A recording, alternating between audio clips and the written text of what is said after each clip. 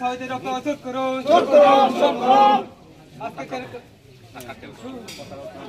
13তম অঞ্চল সম্মেলন সফল করুন। ইনকলাব জিন্দাবাদ, ইনকলাব জিন্দাবাদ। টাকা তুলছে অঞ্চল 13তম অঞ্চল সম্মেলন সফল করুন।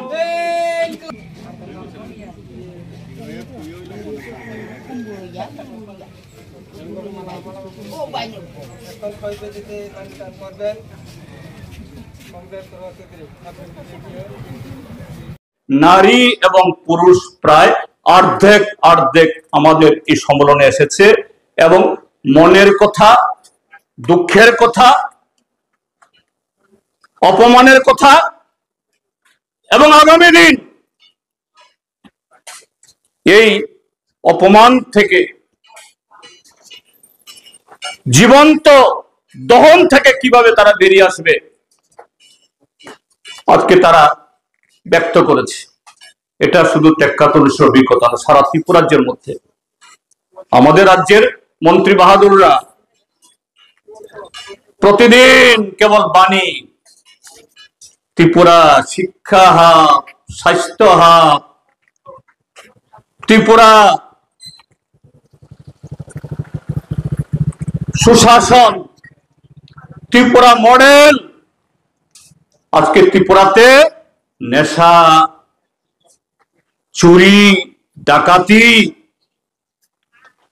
হাসপাতালে গেলে পরে চিকিৎসার সুযোগ নেই, স্কুল বন্ধ হয়ে যাচ্ছে, হাজার হাজার চাকরির পদ পূরণ করা হচ্ছে না, সিটে কোটা যেগুলি হচ্ছে সেগুলোও আউটসোর্সিং এর নামে ওই আসাম, বিহার, পশ্চিম বাংলার ছেলেমেয়েরা নিয়ে যাচ্ছে।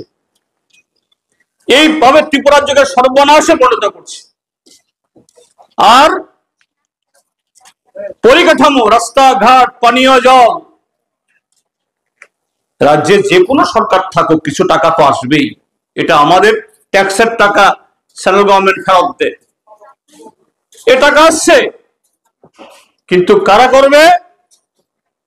নেগোসিয়েশন মাফিয়া, তারাই, তাদের হাতে অল্প কয়েকজন, ব্লক তাদের দখলে, পিডব্লিউডি অফিস তাদের দখলে, এগ্রিকালচার অফিস তাদের দখলে, আর তাদের উপরতলার হুকুমে, তাদের নির্দেশে চলতে হয় বিডিও সাহেবকে, এসডিএম সাহেবকে, পিডব্লিউডির এক্সিকিউটিভ সাহেবকে, এবং কোথাও কোথাও আমাদের দারোগা বাবুদেরকে। এইভাবে এটা চরম অরাজকতায় ত্রিপুরা রাজ্যের মধ্যে, তার বিরুদ্ধে আমাদের রুখে দাঁড়াতে হবে। রুখে দাঁড়ানো শুরু হয়েছে। যে সমস্ত যুবকরা আগে কোথায় কোথায় মোটরসাইকেল নিয়ে দৌড় দিত, এখন সংখ্যাটা নাই, অল্প কয়েকজন। এরা বুঝতে পারছে এদের জীবন থেকে 7.5 বছর নষ্ট হয়ে গেছে, জীবন ফিরে পাবে না। কাজেই তারাও এই গণতান্ত্রিক শিবিরের ত্রিপুরা রাজ্যটাকে এই রসাতল থেকে, এই দুঃশাসনের হাত থেকে উদ্ধার করার জন্য আজকে নামছেন। আমাদের আহ্বান, এই পোয়াংমারি ব্লক এলাকার মানুষ আজকে টেক্কাতলিশি যেরকম ভাবে সাড়া দিয়েছে, অন্যান্য অংশের মানুষ হিসেবে সাড়া দিন। তাহলে যত তাড়াতাড়ি সম্ভব এই ত্রিপুরা এই দুর্যোধনদের হাত থেকে উদ্ধার হবে। তার জন্য সবাই এগিয়ে আসার জন্য, সবাইকে রাস্তায় নামার জন্য আহ্বান জানিয়ে আমার বক্তব্য শেষ করছি। সবাইকে নমস্কার। যতন খুলুমখা। ইনকলাব জিন্দাবাদ।